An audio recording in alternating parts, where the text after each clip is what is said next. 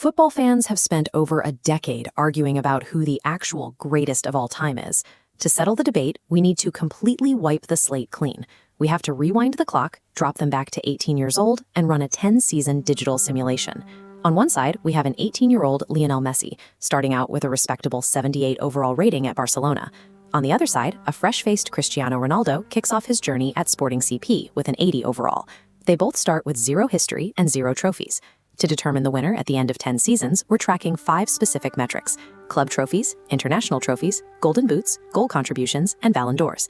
Whoever leads in 3 of those 5 categories takes the crown. But a standard straightforward simulation is boring. To test their limits, we're injecting chaos into the mix. Throughout the 10 years, we're playing impact cards, deliberate sabotages designed to force both players out of their comfort zones and see how they handle a hostile environment. The very first card played completely derails Messi's opening season. Instead of going out on loan to a smaller club to get guaranteed playing time, the card forces him to remain at Barcelona. That means our 18-year-old Messi is stuck on the bench behind a modern-day prodigy, Lamine Yamal. Messi barely sees the pitch, stalling his early career growth and keeping his stats near zero. Meanwhile, Ronaldo avoids the bench entirely. He dominates right out of the gate in Portugal, prompting Newcastle United to trigger a massive $131 million transfer to bring him to St. James's Park in the Premier League. Environment dictates the early game. Because Messi was trapped on the sidelines while Ronaldo became Newcastle's primary scoring threat, the stat gap widened immediately. Before the simulation even hits its stride, Messi is in a severe deficit.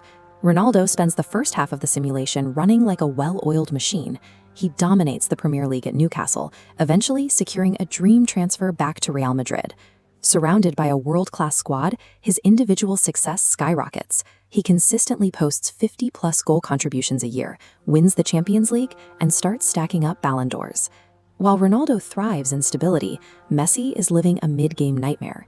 Desperate for playing time to boost his stagnant rating, he embarks on a nomadic journey, forced to accept transfers to Galatasaray in Turkey and then Benfica in Portugal. He finally gets minutes on the pitch, and the individual stats follow. He scores goals and leads his leagues in assists, but his overall trophy cabinet remains completely empty compared to Ronaldo's growing haul. What we're looking at is a harsh A/B test of sports environments. Stable, top-tier clubs breed success and awards. Chaotic club hopping yields plenty of statistics, but very little legacy-defining hardware.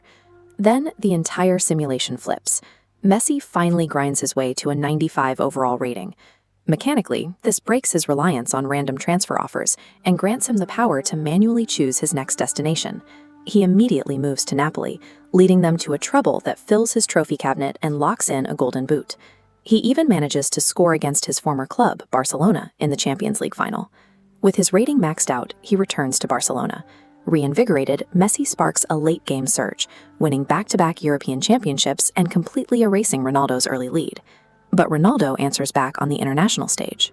While Messi suffers penalty shootout heartbreaks in the Copa America and World Cup, Ronaldo leads Portugal to a European championship victory, locking down the international trophies category. Heading into the final stretch, the stakes are perfectly deadlocked. Messi holds the lead in golden boots and club trophies. Ronaldo owns the Ballon d'Ors and international trophies. The chaotic sabotages have balanced the scales at 2 categories apiece. We arrive at season 10.